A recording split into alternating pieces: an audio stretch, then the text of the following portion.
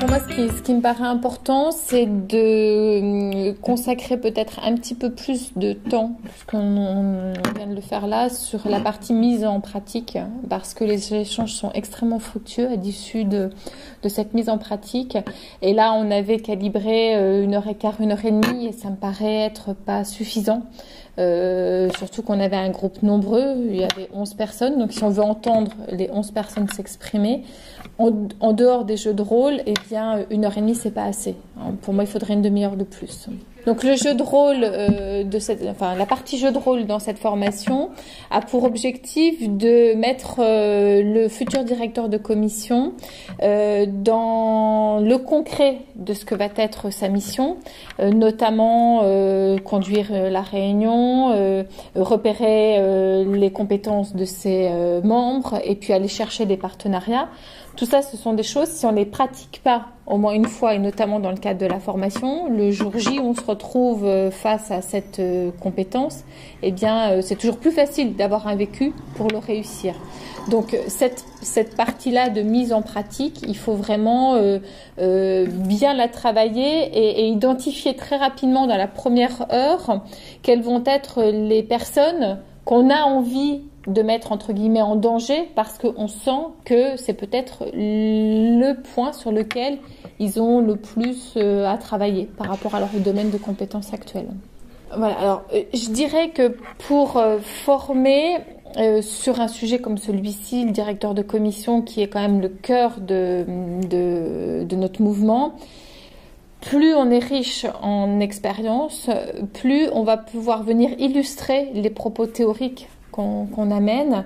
Et pour moi, l'illustration ne passe pas que par de la réussite, mais par aussi ce qui m'a paru être pour moi quelque chose de difficile, voire un échec. Pour que justement, fort de ma mauvaise expérience, ils puissent peut-être se souvenir, ah oui tiens, elle nous avait dit qu'il faut pas faire ça parce qu'elle a eu tel truc qui n'a pas marché.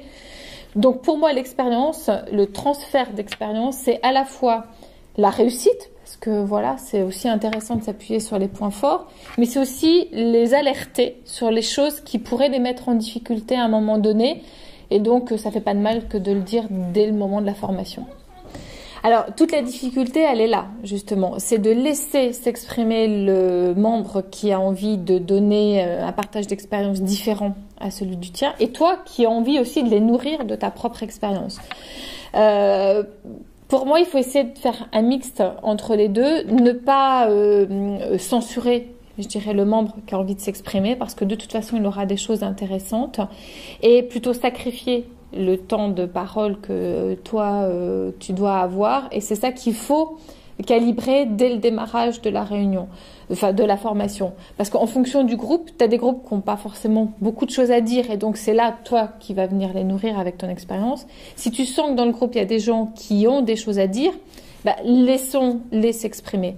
En revanche, la difficulté, c'est de mal gérer le temps de parole, parce que toi, tu sais quel est le temps que tu t'étais accordé sur cet aspect-là. Le membre qui s'exprime, il ne le sait pas. Et si on ne le freine pas à un moment donné dans son expression, simplement pour des raisons pratiques, bah, on arrive à des débordements qui font que, au bout d'une demi-journée, on n'a pas traité un quart du sujet.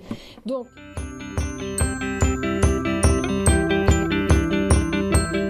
qui va être en charge du compte rendu de cette réunion?